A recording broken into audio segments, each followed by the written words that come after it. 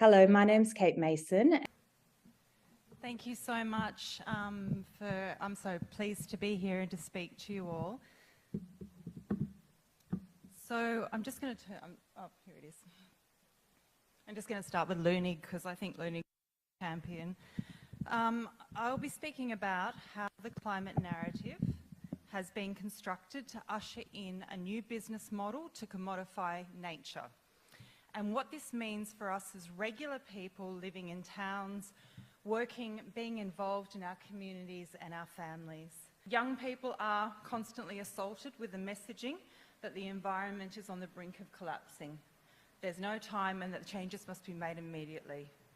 Now that's a huge burden for a young person to face.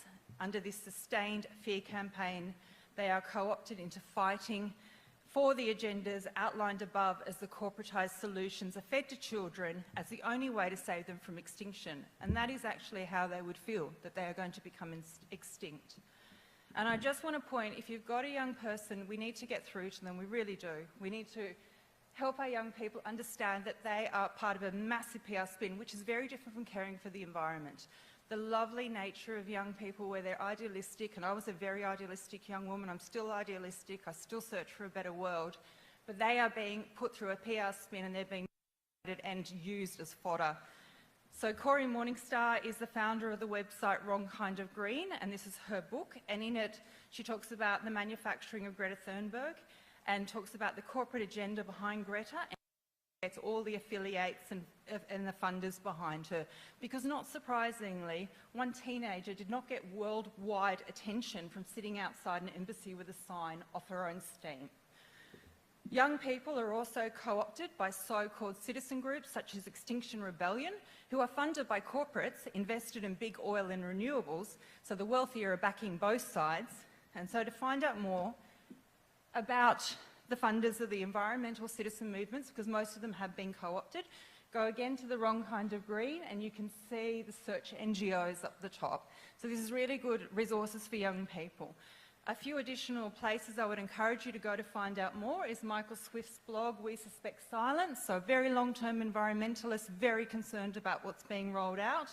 And this is a fantastic article that talks about, because I haven't been able to do all the things that, you know, how this is really rolling out. This is a fantastic article to get the lay of the land. Ian Davis, and he talks about that global public-private partnership, and that is his article on there, and he lays out how it all is coming down from the top. And to understand the bigger picture of what's going on globally and to find out the United Nations influence, which I haven't been able to have time to talk about, the United Nations is behind all of this, behind the Green Mask by Rosa Koori, talking about Agenda 21, Agenda for the 21st Century, and how this is all being rolled out. This is just part of it. So to finish, I assert that until research, studies and data are not paid for by corporates, until our government removes itself from the public-private partnership model, so those who profit are not involved in decision-making, until media is not run and owned by the same corporates who profit from the way the narrative is crafted, or where media can truly be independent from government, and until we can see and understand the cumulative effects of any energy infrastructure, our government has no right to press ahead with these transformations. They cannot claim social licence. We are not aware of what is really going on. And I assert that any model which is going to remove basic human rights to autonomy, agency, privacy, and will instead allow for corporatised, centralised control of ourselves and our families, or land, food, education, information, under the guise of climate, must be refused. We must call for transparency regarding the interconnected industries and governance structures commodifying and controlling every aspect of life. Only then can we truly explore options for living in genuinely non-exploitative ways with nature. So thank you.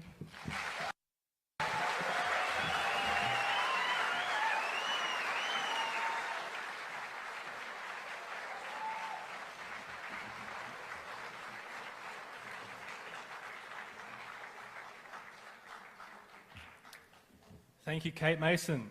My name's Kate Mason. I am from the Central Coast in near Sydney in New South Wales, Australia. We have a renewable energy zone coming to our area, and at the moment we have a national infrastructure strategy open for community submission. My name is Kate Mason. I'm coming to you from Australia, and the date today is the 19th of August 2022. As we hit around the 1-year anniversary of when things got really nasty in Australia, the most brutal lockdowns, the violence meted out towards protesters, and the coercive and ugly push towards everyone being injected, I want to pause, reflect, document, and lament. The question I have endlessly running through my mind is, what does it mean to be human? We lost our humanity over the last few years, and we must grapple with what it means to be human as we enter a more technocratic and technological future, an era of computer says no. The powers that be are somewhat admitting the vaccine doesn't work to stop people becoming infected, but they're still in the main patting themselves on the back as to how they've kept us safe. Thank you for inviting me to come along. It's wonderful that as a democratic country we can hear different voices and different opinions, and I'm delighted to be here, so thank you. So my name's Kate Mason and I'm running for the Informed Medical Options Party. I've been in the running for 6 weeks, so I am going to read a little bit just because of getting my bearings. But the Informed Medical Options Party stands for Truth, Transparency and Accountability in Politics. I have a long career background in the welfare industry. I worked for many years in domestic violence and education for young women and children and families, and in my later career I worked in community development as a community development specialist. So community development is about what I would imagine that you have here, where you work as a community together and you stand for things that are important to you. And as a community development specialist, I worked where I fostered that and helped foster that for communities, because communities do have their own sense of identity and what's important for them and their families. I decided to run due to my concerns regarding the direction our country is taking and the world. I was personally affected, like many others, by the vaccine mandates, and I was disturbed for a number of reasons, which I am happy to be able to have a chance to talk about in a bigger format. So one of the reasons I was concerned, I felt like it was government overreach regarding lockdowns and their effects on the vulnerable cohorts within our community, and the lack of risk assessment conducted to any damage caused. I was disturbed by the rhetoric and division created intentionally through government and media and in our community, and I was disturbed by the fear-mongering and the lack of transparency regarding why COVID-19 measures were used, and again why they have been now relaxed. I was concerned regarding widespread usage of a conditionally approved vaccine which wasn't independently tested by the Therapeutic Goods Association, particularly used in healthy children who are at negligible risk of severe illness or death from COVID. I'm concerned regarding global bodies and corporations who profit from decisions being made, increasingly ruling every aspect of our lives, and this is why I am entering the political arena. The United Nations, which Australia is a member of, formed a strategic alliance with the World Economic Forum in 2019. The World Economic Forum has over 500 global corporations as stakeholders. This alliance has ushered in stakeholder capitalism, and they are committed to the rollout of the 2013-17 goals, United Nations. One of the 17 goals, and this is just one example of why I'm concerned, is Feed the World, which I am completely behind. The UN held a food summit in 2021, and one of the invitees, the International Panel on Sustainable Food Systems, withdrew, stating in part that the direction being taken by the United Nations threatens to bring in a new era of corporate-led multi-stakeholderism. And I'm additionally concerned that the Feed the World is GMO. The WHO is an arm of the United Nations. The WHO is currently in the process of expanding their pandemic treaty powers, which will mean even more a global one-size-fits-all medical model rolled out to the whole world. I am standing for the IMOP party because I believe in community. and that communities' voices must be heard and felt within government. I'm concerned we will no longer have this with the direction these treaties and memberships are taking us. I'm concerned that our world is increasingly commodified and profit-driven, where every aspect is seen as money-making and increasingly control endeavour over our bodies, our environment and our animals. So IMOP stands for Truth, Transparency and Accountability. We stand for health choices with medicine. You decide. You can have access to many different health modalities, including traditional Indigenous medicine for Indigenous people. We will repeal any vaccination mandates and instead focus on creating healthy food, healthy animals and healthy environments. We promote organic farming and regenerative agriculture to bring back the richness and nutrition back into our soil, so we build healthy bodies which flow then into healthy minds. We end all cruel animal practices and scrutinise pharmaceutical use in animal industries and their subsequent effects in our own bodies and in the environment. We promote non-GMO food. There are many concerns related to GMOs and their effect on biodiversity, soil, health, animal welfare and safety for humans and animals alike. We are concerned for the over-medicalisation of the mental health industry. We believe that human suffering needs to be rigorously attended to. The WHO itself said 25% of the world is now suffering from mental health concerns due to COVID measures. This needs to be rigorously explored and not become an antidepressant push. We deeply respect and acknowledge our Indigenous peoples and will work on any issues brought to our attention through advice and discussion with the cultural elders and community. We support small business and will develop policies for less regulation and more profits. We believe in community banks and cash and to limit foreign ownership of land, water and business.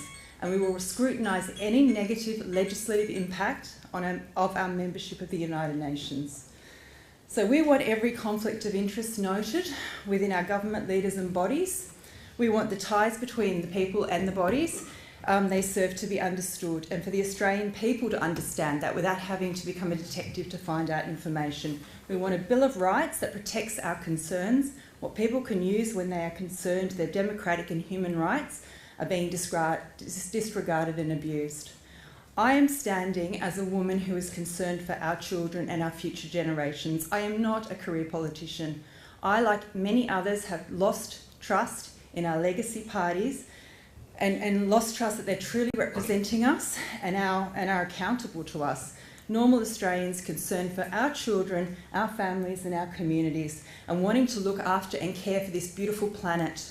So I will make my decisions based on the principles, the IMOP principles of truth, transparency and accountability. IMOP's not going to call me a party traitor if I have a matter. We are allowed to have our own conscience votes.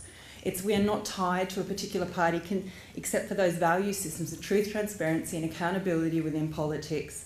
So I will stand and I will represent you. I will not be representing global interests and global profiting. So that is what I want to say. Thank you.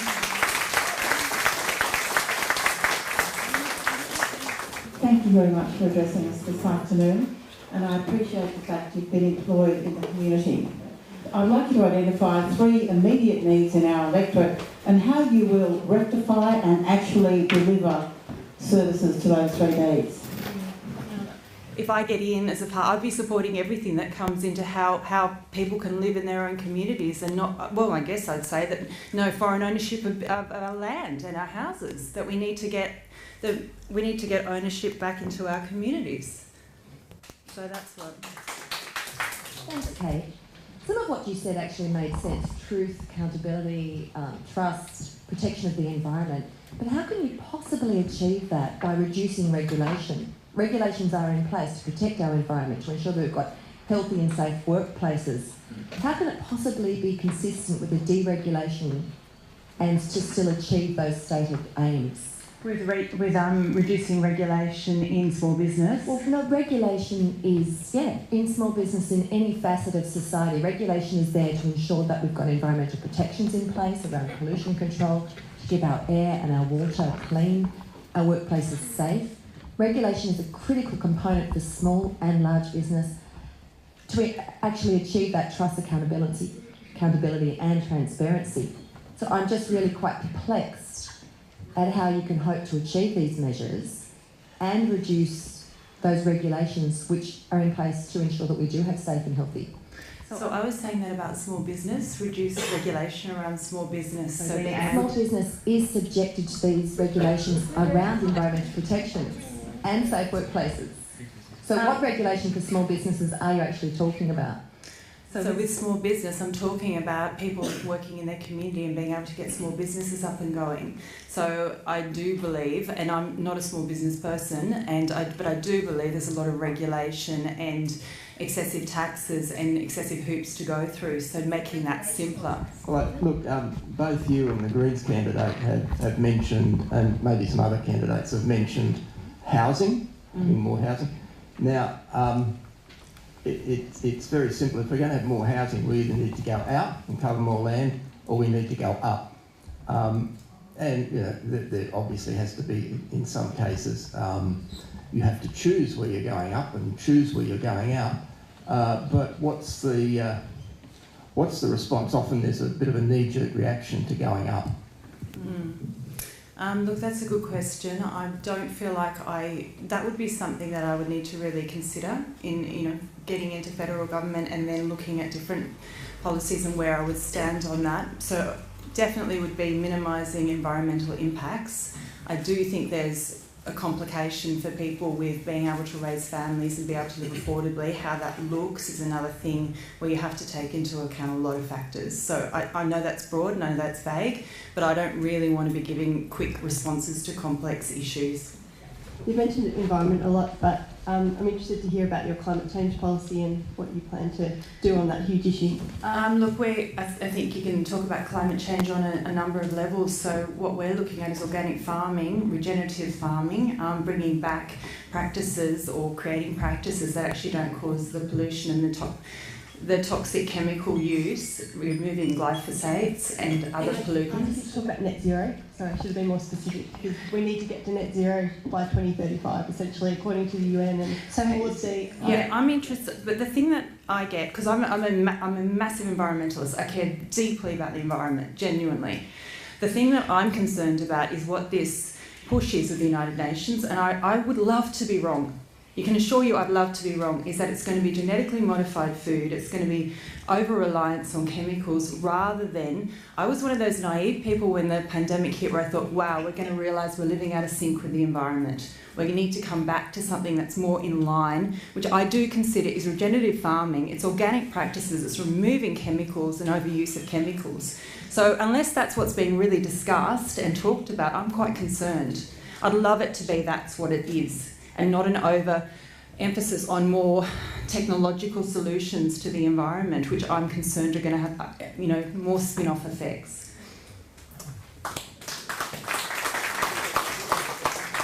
Thank you.